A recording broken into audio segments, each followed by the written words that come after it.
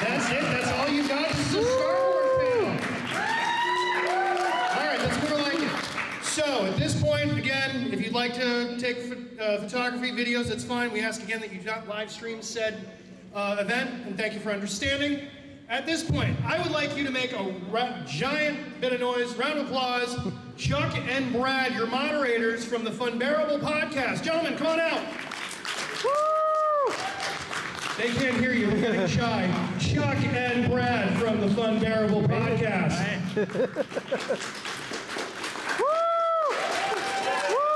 Thank you, they'll be here all day. How you doing, everybody? Good. All these chairs? We do. There's 5 people and 2 fun bears. All right, I'll sit right here. I got the end. I got the wireless. I'll take the end. Wow. This is a bit. We're like the modern day Laurel and Hardy. I requested the wireless microphone, so I'm very upset. Get it in writing. Folks, are you excited for Tales from the Star Wars universe? We have some questions, but really, the important questions come from the audience, which in this case is y'all. So start your brains thinking about questions you want to ask of the Star Wars universe. First of all, are you excited?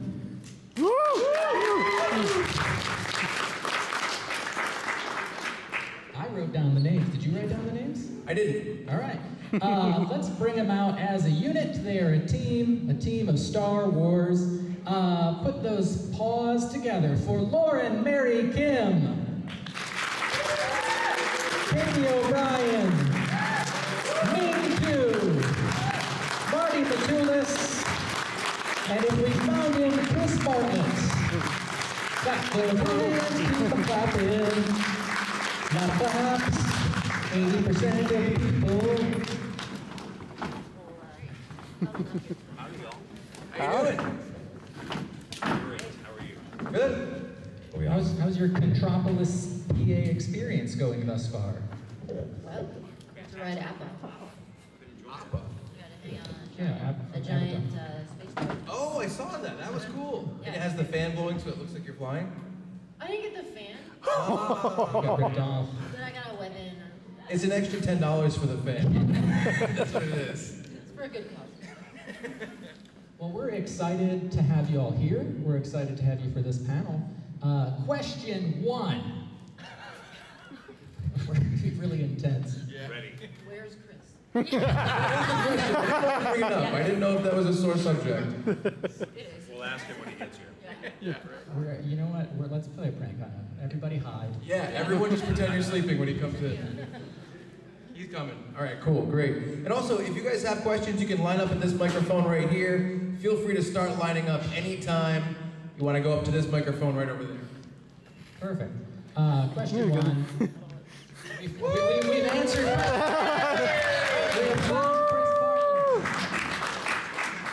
Welcome.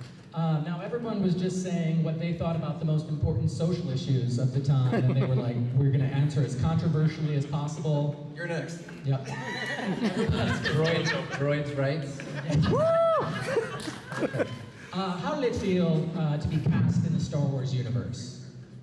That's my first written down question. Would it be funny if you're like, oh, it's awful. I did it every second. Your agent or manager calls you and says, hey, I got this new thing for you. It's Star Wars. They didn't say that. They said, I got this thing for you, we don't know what it is, they won't tell us. Yeah, and then you show up and you're like, what am I auditioning for? And they're like, I can't tell you. I can't tell you, but there's a lot of big conflicts in space. Yeah, they didn't know, nothing. I can't tell you, but hold this lightsaber. They use code names, and then I didn't know what I was going to be until I showed up to my wardrobe fitting, and I saw an Imperial uniform, and I was like, I'm a bad guy? Now I'm happy to be a bad guy. Or whatever I am. Right. That's awesome. Other folks? Same kind of thing, yeah. Secret code, but it was the shootout scene that Fane got to do in episode 1. So it smelled a little bit like Mandalorian-esque. So because of that, for the audition, I decided to, as soon as I drew the gun, to slam it to black and put it some sound effects. So I think that's probably what got me the job. I know they love it when actors add their own sound effects. Always helps. Inappropriate, doesn't matter. Just do it anyway.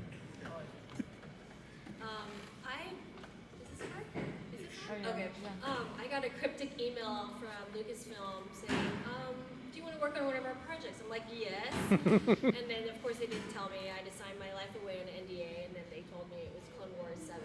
That was pretty cool. That's awesome. That's a good feeling. I had an audition for my part, and against all the men. And they wasn't sure if they want to cast a woman or man, and they cast me. And had a cool scene. And all the men were dead. I was asked to come in to do a screen test for a droid, and my friend was working on the show, so he sort of revealed to me what it was, and it was for Q90, and it was a dream because I saw the concept art on the wall, and I said, "This is the character," and then I came around the corner, and there's this little green person standing there, you know, a little green creature, and I was like, "Oh my gosh, what is that?" So yeah, that was.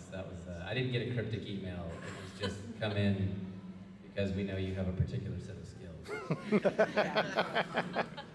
So what kind of pressure comes with getting cast in such a big franchise and such a big history? I forced myself to not think about it. I'm constantly worried I'm gonna spoil something. Do something wrong. That's the most. I just had to finally start watching Star Wars so that I knew what I was talking about or what I was doing. But pretty chill. No pressure. That's a great answer. No pressure. Pretty chill. Star Wars. I think the implications start revealing themselves over time of what you're involved with. Like the Star Wars kid, I grew up with it. Right. On the day, I'm geeking out, getting to look around, forgetting what it looked like, but seeing what's around me. They roll out Baby Grogu. I'm like, then I walk over and I'm looking at him, poking at him, he's starting to move, and then it dawns on me, right? No, I'm doing this. This is great. And then when Favreau tells you you're not going to die in the scene, the implications compound after that. So it's been great. Yeah, I think growing up as a Star Wars kid, and then you're stepping, onto set, all of your fandom sort of flashes before your eyes, and everything slows down, and you have to keep your cool, like keep it down inside, because if you geek out, suddenly you're not professional. And yeah, you just have to keep it contained, and then you're doing whatever your character is, so you're not thinking about all the implications of am I going to do is this going to be okay for Star Wars? You're just trying to do the best job you can with the character that you're doing, but also freaking out. For me, it's the other way around. I grew up in China, so I'm not Star Wars fan before. I never watched Star Wars movies. And even after I worked on Mandalorian 1 and 2, I still wasn't sure what was it until after Obi-Wan Kenobi. When the show came out, I was like, oh, Order 66. That's a cool scene.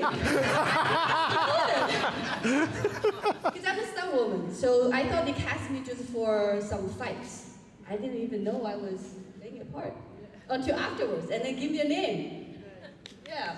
Great.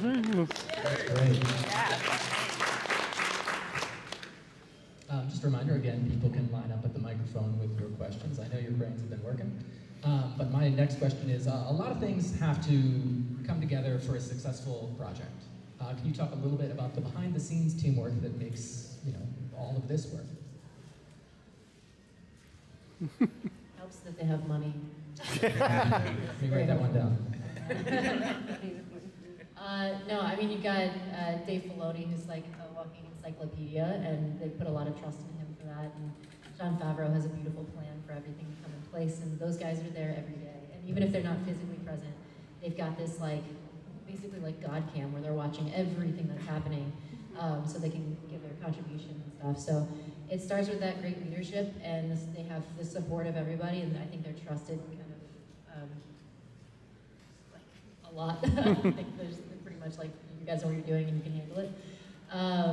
And yeah, they come in, they give their 2 cents, and they also, they have access to some of the best directors and cinematographers and everything out there. So you just have a team of like people at the top of their career, and then he's also able to, because of that, take people and help them grow and nourish in their careers too. So get a lot of veterans and a lot of really new people, and just wonderful support all around. It's a really cool group to be a part of. Thank you. My favorite people on set are actually my costumers, because they're the people that dictate when I can pee. Because I was the armor, and then I was Koska Reeves, and then Magistrate, and so like all these costumes are so elaborate, and like this buckle, and this Velcro, and this piece has to connect to this piece. So yes, without them we would not use the restroom at all. Yeah. I was just happy that I could use the restroom. I've worn a lot of things where that's not really an option. So having a wardrobe, zipper, take it from there, it was great. But overall, I think like the level of collaboration that was possible was something that I think surprised me, imagining that they've blocked out their entire seasons, they kind of know everything that's coming.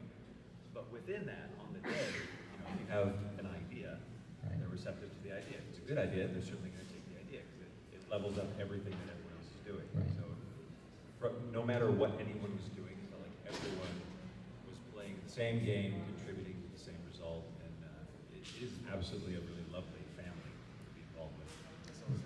Yeah, John, Katie mentioned John and Dave are on set all the time or watching. The scene in Mandalorian Season 3, how many people watched Season 3? Great. When Grogu is getting outfitted with his new vehicle in IG-12, when we're getting ready to shoot that, John comes on set in the morning and says, okay, what we're filming today is, remember when your dad taught you how to ride a bicycle, and how excited he was for you to learn this new skill, but also a little nervous because you might, wipe out and hurt yourself, and how excited you were to learn how to ride a bike, but also nervous. Anyway, he said, that's what we're shooting today. A dad teaching a kid how to ride a bicycle and everything that implies. And that really made it so relatable. I understand what we're doing and the feeling behind that. So it's so special to work with, like you said, Dave and John have a beautiful plan, not only for the production part, but also to tell these stories that are so relatable to regular life. Nice, thank you. I think we have a question over here. Hi, everybody. My name's Pete. This is really for more the people that weren't typically associated with Star Wars early on. You're like, no, I don't know what I'm doing. And going into this universe and you're starting to learn. And it kind of plays off of what you just said. Hey, I'm just a dad teaching a kid with a bicycle, and that's such a relatable thing, especially as an actor to get to that human emotion, right? So what genres or what pieces did you draw from for your character? Prior to this, was it science fiction? Was it different genres? What did you really go towards initially for your character that was the spring? Good question, Pete. Thank you. Initially, I was just running errands and giving off little tidbits of information and stuff. So I didn't do much research. I was a police officer in my former days, so I think that's kind of relatable. But when I got the new script and saw kind of what I was up to, I'm a big film noir fan, and so I just kind of got those vibes. I was like, oh, I kind of get to be like a femme fatale. Oh, that's fun. But yeah, so I really kind of played into that. I appreciated the genre shift, I guess. I mean, they still were going really sci-fi. They had a lot of Blade Runner allusions this last season, and kind of really, I guess for Coruscant in particular, they set a different tone, so it kind of almost felt a little out of Star Wars, which was interesting. Mine was a snap. It was straight up Yojimbo, fistful of dollars. Yes. The Rolls on one side, the Baxters on the other. I was, in that clan. Yeah. So just one of those goons was pretty much informing everything that Bane became. So I double a lot, and Ahsoka was already established before I came in. So I just did a lot of research. I watched some old Clone Wars and saw tried to get the essence of her movement. So and same with armor. Actually, I didn't know what, I just like kind of researched Emily herself. And she has such a regal voice, so I thought just power, command power when I move. But yeah. Let's see. I played Q90 and a bunch of other droids. Q90 was a mercenary droid, and so I thought, I don't know how this character moves, but he looks like a bug. And so I watched a bunch of praying mantis videos and how those bugs, those insects move, which is really creepy. You know how their head moves separate from the body. And so that's how I prepared for him. And then the rest of them, all the droids are different. You know, like in Book of Boba Fett, I played a traffic droid that was in that super high-speed chase. You know, and that was really grimy, dirty, and I played him like he had loose joints, so he's a little bit comical out there in the streets since he had a kind of a funny moment. Yeah, but the rest of them, I make all the droids have a slightly different personality. That comes from a little bit of training, droid training. So, yeah, that was my good question. Yeah. Thank you, Pete. Thanks. For my scene, actually, I have to take care of a lot of kids. Actually, I give them 2 classes, like martial arts class. So on the day, they can really follow me as my real student. Yeah, so they did really well. And then in real life, I'm a martial arts teacher. So it's really like very natural. Awesome. So I had a question. I wanted to know how technology has changed the way that you do stunt work and action sequences now, because it's progressed so much even in the past like 5 years, I'd say. I wanted to see what you guys thought about that. Has it changed it for you guys? Yeah, I mean, it's a lot safer now. Yeah, right. I mean, we still get hit by cars, but but sometimes we get a wire-assisted car hit, or you know, wire work has gotten so much more advanced and safer than it used to be. So I mean, yeah, the accidents are way less now. And then CGI takeover, we did a lot of those. You know. I'm sure the previs is really helpful to plan stuff out a little bit more, and it used to be a little bit more wild. Yeah, and like, you know, some of the flying scenes, we literally just pretend we take off and then CG just takes over because, you know, that's way too hard to do wire work and do Right. manipulate the body and stuff. So yeah, it helped us a lot.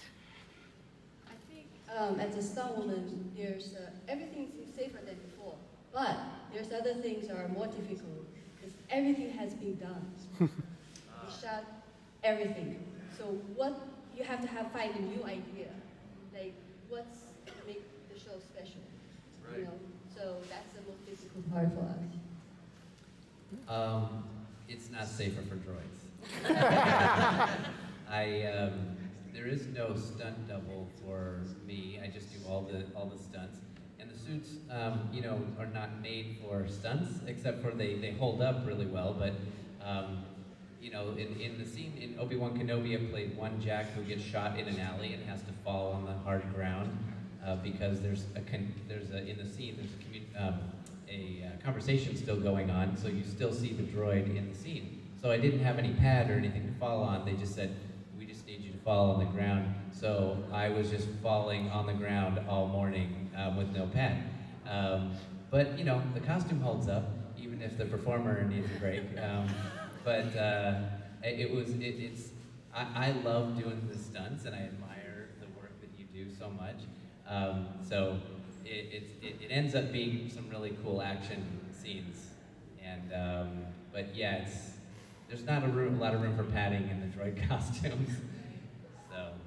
Also wonder, I don't know how often people know that like you do the scene several different times in several different ways, and especially with like CGI, if they've got a completely different look in posts, you know, they might be in like stupid outfits or something, and then they, you know, put a bunch of stuff on them. So you'll do the scene with them, you'll do the scene with no one there, pretending they're still there. Sometimes if you have a special effects weapon, you do the scene without a weapon, which is like, I'm stupid, I can't, I'm like, where is it in space? They're like, can't you just throw it, like walk with it or run with it like it's actually in your hands? And I'm like, can you just give me a green screen one or something? I just can't, I don't know what I'm doing. So yeah, there's a lot of really, really weird, you gotta imagine stuff's there that's not there. It's like, I'm sure you guys do all that all the time, like wild stuff. I like that it's just a casual, like, yeah, we still get hit by a car. I hurt my shoulder rolling over in bed last night. So, we have a question. Yeah, so my name is, I don't know if you want our names again. Do it, yeah, give me those names, Rosalind. Rosalind, and I was just wondering, especially regarding the stunts, what your families or parents thought when it became clear that you were going to enter this as a kind of career. Like, did they think this is crazy or whatever? My parents were like, when are you going to get a real job? So they were not supportive in the beginning because they just thought it was a phase. And then I didn't stop. So they were like, okay, this is what you're doing, I guess. So they accepted it, and now they love it. Yeah. My parents, they don't really know what I do. So one day I took my mom to be at background, watching me work for Charlie Angels, the first one. And then she's like, I don't want to go back. And one time I had a car accident, almost died, and I have bruises all over me, and my head was cracked open. I saw my dad afterwards. My dad cried. They don't want to know what I do. Oh. You should talk to them afterwards. That was on set? So they're really worried for you. Yeah. But I'm still here. Yeah.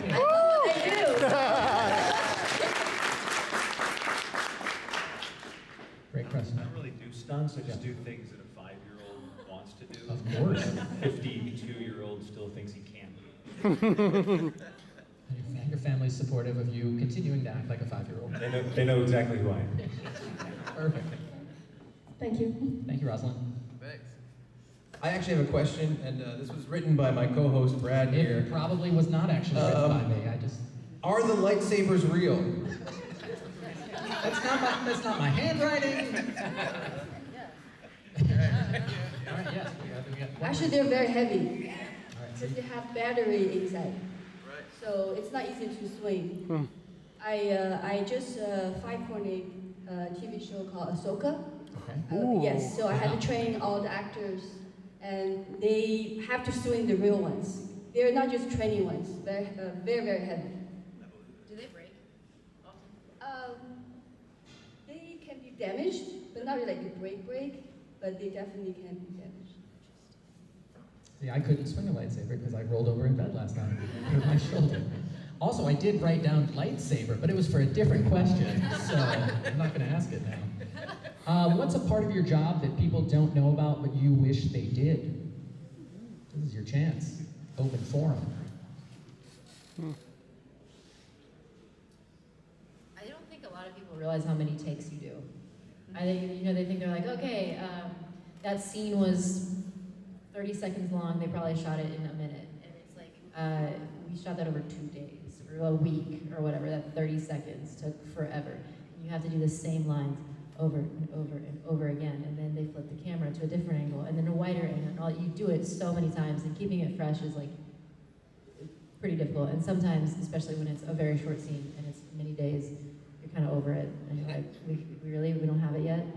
And especially for this job, they do it multiple different ways too. So you have to get all the coverage on that. So like, okay, do it this time like you're not so evil, and do it this time like you are. And then when you see the final product, you figure out which one they chose. So it's crazy. Well, I don't know how many people watched Obi-Wan Kenobi, the opening scene. So it's a long, thank you.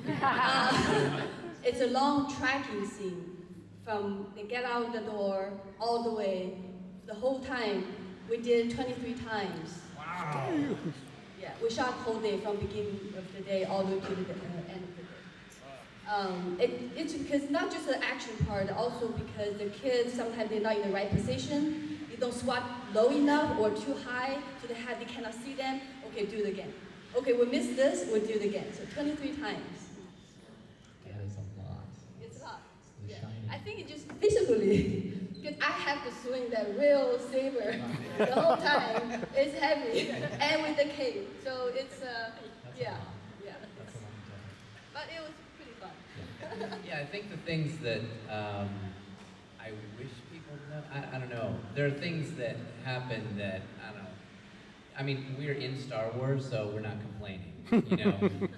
But you know, there are sometimes your call time is like 6 in the morning, which means you need to leave home at 5 in the morning, and LA traffic, and then you're there all day. But it really is so rewarding, the work. But you know, like Katie was saying, like, really, we don't have it yet. I mean, this is gonna go by in like 1, 2, that scene's over. You know, like on when it airs. But we really do work hard on the characters to try and make this scene as big as possible, or as exciting as possible, or as dramatic as possible. You know, and it could be gone really quick. So there's so many people working on this one, you know, moment that will pass by so quickly that you know, I think it would be really cool. I wish everyone could watch an episode being filmed, because like you said, I mean, like one episode is weeks and weeks and weeks of filming. One short scene is like, you know, days. But yeah, it's a lot of work into it. And so when you talk to someone and someone says, I really like this show, it means so much because we have really put so much work into it. So yeah, I think that's something I wish people do. Nice. Just as a quick follow on what both Chris and Katie were saying, I think as an actor, we owe so much to the editing, to the post-production. Like, there should be Academy Awards that just feature the last category as best editor. Because like, we have nothing. We just try to give them as many options as possible, try to be consistent in new character, but we have no idea what they're going to choose. So they are the ones that are actually crafting our performance months after the fact. Have no idea. Like, we watch the show, I watch the show, and I'm thrilled to see what they actually chose. Because I could be delivering 6 different lines of, watch out! And, you know, you never know. So hopefully it's going to be way better than that. All right, but do it a little bit less evil this time. Yeah. 50% less, 50% more. You don't want to piss off the editors, because yeah, then suddenly all the good takes are lost and you get the bad ones, and that's your performance, right? How long did your makeup take every day? Bane's makeup was, as they go, pretty short. He was about an hour and a half. Really? Yeah, the paint job was already done. He was only a cowl and a face and a chin, and gluing on the horns, and then the rest was wardrobe.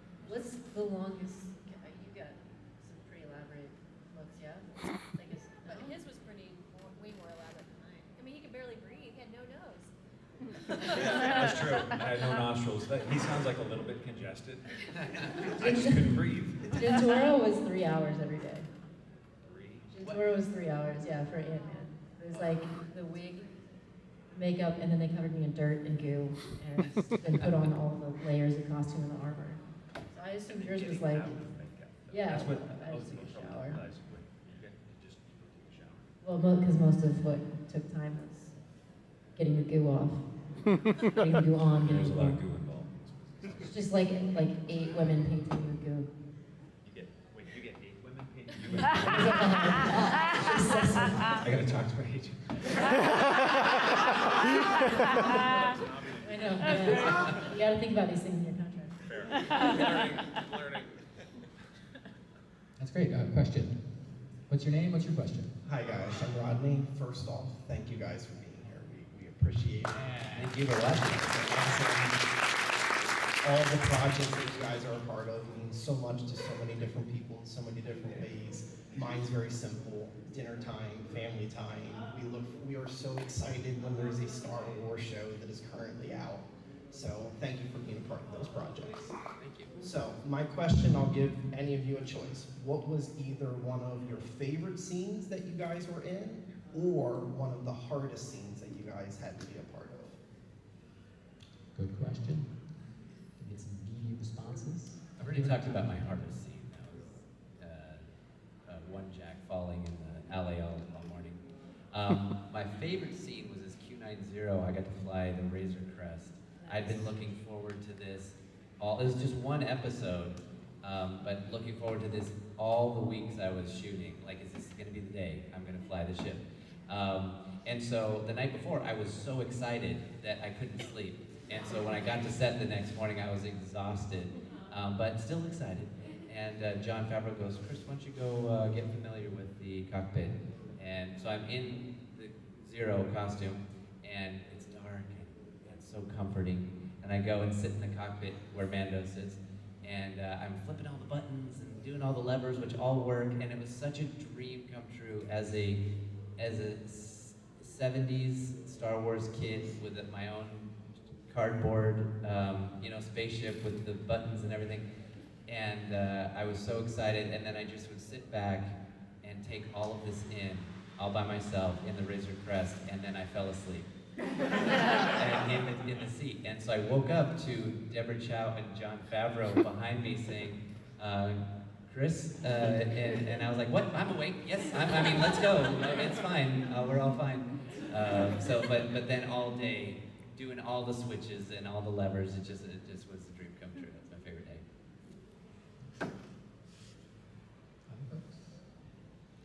My favorite thing was blowing up the Razor Crest. Oops. One button. Yeah, I don't know. I like episode 3 was great. I think walking through Coruscant, because I got to really experience the volume and kind of get to see them kind of have to figure out how to shoot around it and play with like our movement through it, because it is kind of, it's amazing, but it's also kind of limiting in weird ways. And then, I had, like, Lee Isaac Chung was the director. It was so great to collaborate with him, and Dean Cundy, who has shot Jurassic Park, Back to the Future, Halloween. He's come up with all these really cool techniques in film, and he's there just casually, and he's like, oh, I'm a magician, so they put him in there, and so it's like watching your DP do magic off to the side, and the director's kids were there, and like, my scene partner, his kids were there, so it was just like, I don't know, it just kind of felt like we were at a family day at the park, and it was just a really cool, fun scene to be a part of, and we still had a fake mountain in front of us, and stupid fake popsicles, and it was just really like, it kind of didn't feel like Star Wars, but it was just like I was just hanging out with a friend that I was going to betray later. Wait, the popsicles were fake? It's just plastic, and we had to be like, we're like, but you're looking like, up like, no, I know, I wish they were real. I was like, come on. I think favorite moment was the first day going out to Navarro, and when they started rolling out the pram. I looked over at my makeup artist and like, is that? He's like, yeah. I said, you think you go say hi to him? He's like, you're in the scene with him. Go say hi to him. So I walk over, I tromp over, forgetting what I look like, and I'm like checking him out, kind of looking technically at his ears and his cute little eyes, and then his ear twitches. My eyes go wide, his head turns. He looks right at me. I'm like, fully geeked out. And of course they love it. Anytime someone walks by, they want to practice and bring it to life. So I was absolutely fully invested in the completely 100% real baby in front of me for a minute or two, and then I heard something off to my right, and I immediately snapped back to reality when I saw 30 people watching this ugly-faced alien talking to this cute little baby. Hey, Star Wars. Cool. Got back to work after that. The hardest thing that Vane ever did, I can't talk about because it hasn't been shown yet, but when Skeleton Crew comes out, we have this conversation again. And we can talk hardest scene. It's a teaser for future Toms. Tell us Let me get my NDA and rip it to shreds. Thank you so much. Thank you. We only have a few minutes left. If anyone else does want to ask a question, you might want to stand up. Oh, here we go. Oh, there's someone on a mission here. You just left. Hi, what's your name? Oh, I'm Greg. It's nice to meet Greg. you. I actually have 2 questions, if you don't mind. No problem. My first question is, when you are cast as your character and you get your scripts and you've signed all the NDAs and all that, do they give you an overview of where your character is headed? Like, well, this season they're going to be a double agent, but next season we're going to have them be a triple agent, or is that, it's a surprise for you as well when you get the script? no idea. I was supposed to be there for one day for one scene, and then shot.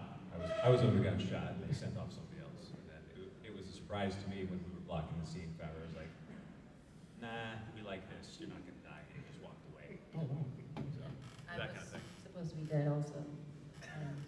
Then I got a script saying, they're like, hey, we're having you back. And I was like, what? I'm dead. I laid on the ground for 3 days. yeah. We all like, they came in, they shot us all, and then I was talking to them later, and they're like, yeah, we just thought it was kind of not I think I appropriate. shot you. That's Costa Rica. Yes, yeah, you're welcome. Very, very nice. I'll get you again. Yeah. That's right. I was pretending to be dead the whole time. But yeah, so when I got a script that I was back and then they expanded the role, I was blown away. Yeah. Yep. Go ahead. When I went to audition, actually it gave me a completely different scene. I had 3 pages dialogue, and on the day it was more like, come on, let's go, hurry up. That was it. I didn't need to prepare for this. Still 3 pages of dialogue if you use a really big font. Yeah, a lot of times we only know the episode that we're in, or sometimes it's only the scene that we're in. So we just have the lines for that part. So what's kind of fun is being able to watch the show as a fan to see how my character fits into the rest of the story. A lot of times it's because I'm trying to keep it all secret. I don't want anything to accidentally get out. And my second question is for the stunt actors. Do you find there's one or a few particular martial arts that help you in your work better than others? Or are they all equal in terms of preparing you for your work? My background is Chinese martial arts. It's called Wushu. Actually, definitely helped me with the Star Wars stuff because it's very close. So Star Wars, the show I just did for Ahsoka is more combined Chinese and Japanese. So that definitely helped me with all the choreos. And then when I got hired for the armor, Favreau was a big fan of Kali, which is Filipino martial arts, and so the stunt coordinator at the time was like, oh, I know a girl that knows Kali, so he hired me for that. And then I already met Dave from Clone Wars, and so we did a lot of different like Kali and like Wushu, and, like mixed martial arts for Ahsoka. So yeah, I guess it does help having like the background for sure. Okay. Yeah. Thank you very much for that. Well, as a stunt person, you kind of have to know all kind of stuff, you know, because we only just do one show. You know, different shows have different styles. You need to know Japanese, Chinese, Korean, all kind of styles. Yeah, and then we learn on the day too. You know, stuff we don't know and you study. Thank you very much for that. Good question. We got another question coming up here. Hello. What's your name? What's your question? Hello, I'm Leia. So, one, it's more comments, really, sorry. You all are exceptionally good at your craft. So thank you for everything that you give to us as fans. And specifically, Katie, I have loved to hate you this season. It was just beautifully, beautifully done. And yeah, kind of still hate you. Thank you so much. I've had to get used to people screaming expletives at me from I'm like, oh, that still doesn't feel good. Any other questions from the audience? Also, my character is misunderstood. Come on up. Howdy, what's your name and what's your question? Orlando. Question. You said that you take many cuts, many takeovers, and then they choose one. Sometimes you say, oh, they chose that one. Sometimes it seems that at times you are surprised by what they choose. Do they ever come back and say, which one do you think best? I know I'm asking the question. I know the answer. You're funny. But I think I'm going to ask it anyway. They kind of ask, like Rick in particular, and in the last episode that I was in this season where I'm talking to the droid thing, robot thing. He was like, so, where do you think you're going after this? I was like, do you think you're going, you're really proud, you're really happy, or do you think you're kind of upset, or what? And I was like, that's a great question. I wish someone would tell me where I'm going after this, because I don't know anything. But we did talk about it, and I personally would like to think that you know, there's some kind of like a little bit of redemption or, you know, a deeper purpose for what I'm doing, obviously. So, you know, we do discuss things like that, but at the end of the day, it's whatever they want. Whatever they want. Yeah. I think Rick is particularly great as a director in that. Like a lot of directors might just say, do it like this, and then you do it like that, but you're kind of performing what they just described. Whereas Rick, as Kate just said, and as I got to see from Rick, he'll give you an idea to think about, right? Any good acting, you're watching somebody think. It's not what they're saying, it is the performance, it's what's going on in your head that you can read through the screen. So Rick knows that, so he's supplying himself with really good material for the editing room. Right. Yeah, there was a scene mentioned one Jack getting shot in the alley. I was falling on the hard ground again all morning, except for one take. I hit the wall, and then as I was sliding down, the costume locked up, so I was kind of hung up like this, and then Ewan McGregor and Kumail Nanjiani continued to have their conversation, and then I lost my balance and I felt like this. It was like the slowest droid death ever. But again, that was the only one where I didn't fall on the ground right away, and that was the one they used. I'm like, all the other ones were so graphically violent, you know, falling. Anyway, so I'm always surprised too which ones they choose. But you always try to do what you want to see, don't you think? Yeah, you do the performance that you would want to see, and give them as many good choices as you can. Yes, thank you. Question. Any other questions? Chuck, you got anything? I did want to ask about the idea of working on these like big franchises and how that's changed over the past few years with COVID protocols and all that kind of stuff, and how that's gotten either more time consuming or more complicated, and how it's kind of going back away from that now, and how difficult that became. It was a trick at first. I'm doing a project called Studio 666. It's Foo Fighters.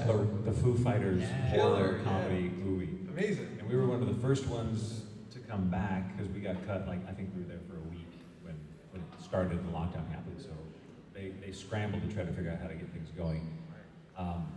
Which for a low budget rock and roll horror comedy, added a little bit of time because the guys surprisingly didn't want to sit still and do all the testing and stuff. But yeah, they worked it out, and then as things progressed, it's obviously gotten more streamlined, and now fortunately we're coming through the other side of it.